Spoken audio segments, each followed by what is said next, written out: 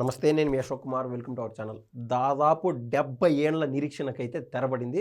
ఆంధ్రుల కలలుగన్న రాజధాని అమరావతికి ఒక రూపకల్పన చేకూరింది. నిన్న లోక్సభ అదేవిధంగా రాజ్యసభలో జరిగినటువంటి ఆ బిల్లు ఏదైతే ఆమోదం జరిగిందో ఆ ఆమోదం రూపేణ పూర్తి స్థాయిలో అమరావతికి చట్టబద్ధత కలిగిందని అయితే మనం అయితే స్పష్టంగా చెప్పొచ్చు.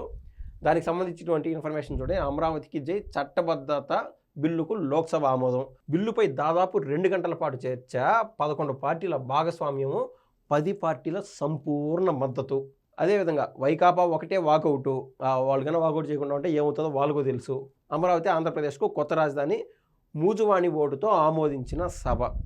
మొత్తం మీద ఇప్పుడు దాకా లాస్ట్ 5-10 ఏళ్లలో ఎవరైతే పిఎం నరేంద్ర మోడీ గారు ఉన్నారో ఆయన తీసుకొచ్చేటువంటి ఏ బిల్లుకైనా సరే 100లో దాదాపు 95% కాంగ్రెస్ వాళ్ళు సపోర్ట్ చేసినటువంటి దాఖలాలు లేనంటే లేవు. మిగిలిన 5%లో అడపాడప కొన్నిటికి సపోర్ట్ చేశారు. 5%లో మనం ఆంధ్రప్రదేశ్ నుంచి ఆ అసెంబ్లీ సాక్షిగా మనం తీర్మానం పంపించాము. దాన్ని ఆమోదం తెలిపే దాంట్లో దేశంలో ఉన్నటువంటి అన్ని పార్టీలు ఏకతాటిపైకి వచ్చి ముక్తఖండంతో అమరావతి రాజధానిగా ఉండాలని చెప్పి అందరూ సహృదయంతో ఈ యొక్క ఓటుకి ఏదైతే బిల్లు పాస్ అయ్యేదానికి మద్దతు తెలపడం అంటూ జరిగింది. ఆంధ్రప్రదేశ్ రాజధానిగా అమరావతికి చట్టపరమైన భరోసా కల్పిస్తూ కేంద్ర ప్రభుత్వం బుధవారం ప్రవేశపెట్టిన ఆంధ్రప్రదేశ్ పునర్విభజన చట్ట సవరణ బిల్లుకు లోక్సభలో ముక్తఖండంతో జైకొట్టింది. సుమారు 2 గంటల పాటు జరిగిన చర్చల్లో 11 పార్టీల నుంచి పాల్గొన్న 17 మంది సభ్యుల్లో 16 మంది రాజధానిగా అమరావతికి సంపూర్ణ మద్దతు ప్రకటించారు. ఇంక ఒక్క వైకాపా మాత్రమే వాకౌట్ చేసి ఊరందరిది ఒక దారి అయితే ఉలిపి కట్టేది మరో దారి అని నిరూపించుకుంది. రైతులు త్యాగం చేసిన 33,000 ఎకరాల భూముల్లో పురుడు పోసుకున్న అమరావతికి వ్యతిరేకంగా 2019 నుంచి 2014 మధ్య వైకాపా పాలకులు తీసుకున్న నిర్ణయాల నేపథ్యంలో అమరావతినే రాజధానిగా స్థిరపరిచేందుకు కేంద్ర హోంశాఖ తీసుకొచ్చిన ఆంధ్రప్రదేశ్ పునర్విభజన చట్టం బిల్లును హోంశాఖ సహాయ మంత్రి నిత్యానంద రాయ్ 12 గంటల 6 నిమిషాలకు ప్రవేశపెట్టారు. సో ఓవరాల్గా 33,000 ఎకరాల భూమిని దాదాపు 29,000 మంది రైతులు ఒక నమ్మకంతో త్యాగం చేసినటువంటి దాఖలాలు మనం చూసాము. గవర్నమెంట్కి అప్పగిస్తే సరే, గవర్నమెంట్లో ఉన్నటువంటి వాళ్ళు ఎవరైనా సరే, అటు బాబు గారు కావచ్చు, జగన్ గారు కావచ్చు, రేవంత్ రెడ్డి గారు కావచ్చు, ఎవరైనా సరే వాళ్ళు సీఎం హోదాలో ఉన్నటువంటి వాళ్ళు మనం కన్నబిడ్డలుగా చూస్తారు. మనం పడేటువంటి కష్టాల్లో వాళ్ళు తోడ్పాటుగా ఉంటారు, మనకు ఆసరాగా ఉంటారని చెప్పి వాళ్ళు గతంలో జగన్ గారికి ఓటేసి గెలిపించారు. ఇది కూడా మనం చూసాం. అయితే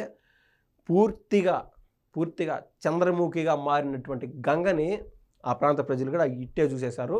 బతుకు జీవుడు అని చెప్పి లైఫ్ టైం జగన్ గారికి ఇంక ఓటేసేదానికి వాళ్ళు సిద్ధంగా లేరు. తరతరాలు మారినా కూడా వైసీపీ ఇంకో 100 ఏళ్ళు ఉన్నా కూడా పొరపాటున. కానీ నేనైతే స్పష్టంగా ఒక మాట అయితే చెప్పదలుచుకుంటున్నాను.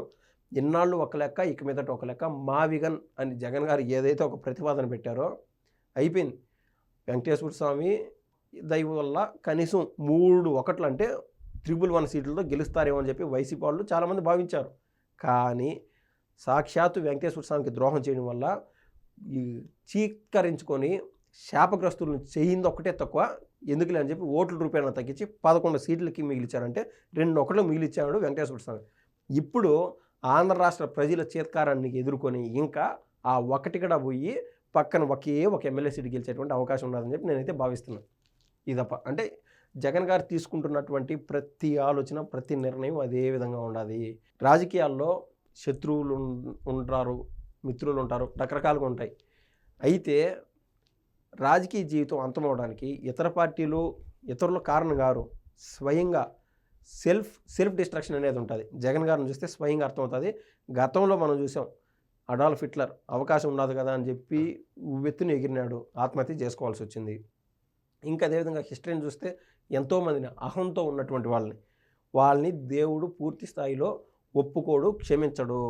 జగన్ గారు ఆ రోజున చేస్తున్నటువంటి కుటిల యత్నాలు, వైజాగ్ కేంద్రంగా ఏదైతే రిషికొండ ప్యాలెస్ పెట్టుకొని ఆయన దేశంలో కల్లా నేనే నెంబర్ 1 అనే స్థాయిలో ఒక రేంజ్లో ఆడ ఇల్లు కట్టుకొని చుట్టూరు బీచ్ పెట్టుకొని కోట్లు ఖర్చు పెట్టి ఆడ బతికినాడు. చూసినాం. ఇవన్నీ క్షమించలు ఎవరు ప్రజలు కూడా ఒప్పుకోరు. ఇదిగాక గతంలో అసలు కాంగ్రెస్కి జగన్ గారు ఎందుకు దూరం అయినారంటే, జగన్ గారు అదేవిధంగా వైఎస్ రాజశేఖర రెడ్డి గారు రాహుల్ గాంధీని, కాంగ్రెస్ అధినేతను పిలిచి వాళ్ళ ఇంటికి పిలిచినప్పుడు హెలిప్యాడ్లో దిగినాడు. అక్కడి నుంచి కారులో ఎక్కడికో పోతాడు అనుకున్నాడంట. అంత అవసరంలే. యాడైతే దిగినాడు హెలిప్యాడు, అక్కడి నుంచి అదే ఇల్లు అంటే వాళ్ళ ఇంట్లోనే హెలిప్యాడ్ పెట్టుకున్నాడు జగన్మోహన్ రెడ్డి గారు. ఒరే ఈ గ్యాప్లోనే ఈ రేంజ్లో సంపాదించినారా, ఇన్ని ఇన్ని దశాబ్దాలుగా మేము ఈ యొక్క కుటుంబంలో ఉన్నాము, గాంధీ కుటుంబంలో ఉన్నాము, మా దగ్గర ఏడా ఏ స్కాములు లేవు, ఏ ఇబ్బందులు లేవు, మేము ఈ కోట్లాను కోట్లు సంపాదించుకోలేకపోయినాము, ఏంది మాత్రం అని చెప్పి అక్కడనే అసహ్యం పుట్టింది జగన్ గారు అంటే రాహుల్ గాంధీకి. ఇలాంటి అనేకం ఉన్నాయి చరిత్రలో.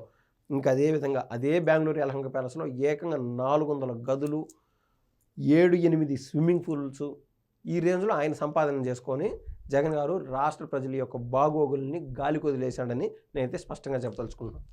ఇంకా ప్రధాన ప్రతిపక్షం నుంచి కాంగ్రెస్ సభ్యుడు మాణిక్యం ఠాగూర్తో మొదలైన చర్చ ఏపీ నుంచి పెమ్మసాని చంద్రశేఖర్, అదేవిధంగా సీఎం రమేష్ గారు, మిథున్ రెడ్డి, దగ్గుబాటి పురంధేశ్వరి, వల్లభనేని బాలశౌరి, కలిసిట్టి అప్పలనాయుడుతో తెలంగాణ నుంచి కేంద్ర మంత్రి కిషన్ రెడ్డి, కాంగ్రెస్ సభ్యులు రామసహాయం, అదేవిధంగా రఘురామరెడ్డి, గడ్డం వంశీకృష్ణ, మల్లు రవి మాట్లాడారు. వైకాపా సభ్యుడు మిథున్ రెడ్డి తప్ప అందరూ సంపూర్ణంగా సమర్థించారు. రైతుల త్యాగాలకు రాష్ట్ర అభివృద్ధికి కేంద్రం కట్టుబడి ఉందన్న భరోసా. ఏదైతే రైతులు త్యాగం చేశారో దానికి కేంద్రం అయితే వాళ్ళు పడినటువంటి బాధల్ని పూర్తి స్థాయిలో మేము గ్రహిస్తున్నామని చెప్పి కేంద్రం కూడా మంచి మనసుతో ముందుకొచ్చింది.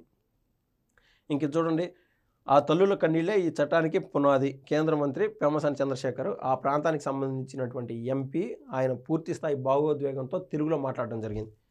ఇంకా ఆలస్యమైనా స్వాగతిస్తున్నాం, భూములు ఇచ్చిన రైతులకు పూర్తి స్థాయి ప్రయోజనాలు కల్పించాలి, ఎస్పీ నేత ధర్మేంద్ర యాదవ్. ఇంకా ఓవరాల్గా ఈ యొక్క నిన్న ఏదైతే బిల్లు ప్రవేశపెట్టారో అందులో భాగంగా ఒక ఇండిపెండెంట్ సభ్యుడు మాట్లాడుతూ నారా చంద్రబాబు నాయుడు గారి గురించి ఒక అద్భుతమైన మాట మాట్లాడారు. 1998-99 ప్రాంతంలోనే నారా చంద్రబాబు నాయుడు గారిని పీఎంగా ఉండాలి అని చెప్పి సాక్షాత్తు కాంగ్రెస్ వాళ్ళు కూడా రిక్వెస్ట్ చేశారనేటువంటి మాట పార్లమెంట్ సాక్షిగా చెప్పడం జరిగింది ఆ ఇండిపెండెంట్ సభ్యుడు. సో ఏదేమైనా కూడా జగన్ గారు, కేసీఆర్ గారు ఇలాంటి వాళ్ళు ఆయన చంద్రబాబు నాయుడు అంటే ఆయన బొంగరాలో చక్రాలో తిప్పినాడంట ఢిల్లీలో అని చెప్పి వీళ్ళు కామెడీలో హేళన చేసిన దానికి నిన్న పార్లమెంట్ సాక్షిగానే మనం చూసాం. మనకు సంబంధం లేని ఇతర పార్టీ వాళ్ళు కూడా కాదు, ఇండిపెండెంట్ ఎంపీ కూడా నారా చంద్రబాబు నాయుడు గారిని కీర్తించినటువంటి దాఖలాలు స్పష్టంగా చూసాము. కలకాలం సుస్థిరంగా ఉండాలి అమరావతిపై పురంధేశ్వరి, బిల్లుకు సంపూర్ణ మద్దతు, అదే సమయంలో ప్రత్యేక హోదా కూడా ఇవ్వాలని చెప్పి కాంగ్రెస్ ఎంపీ మాణిక్యం ఠాగూర్, ఇలా అనేక మంది వాళ్ళ యొక్క భావాల్ని సంపూర్ణ మద్దతుతో అమరావతి గురించి వాళ్ళు పంచుకోవడం జరిగింది. ఇది వాళ్ళ అంశం. ధన్యవాదాలు.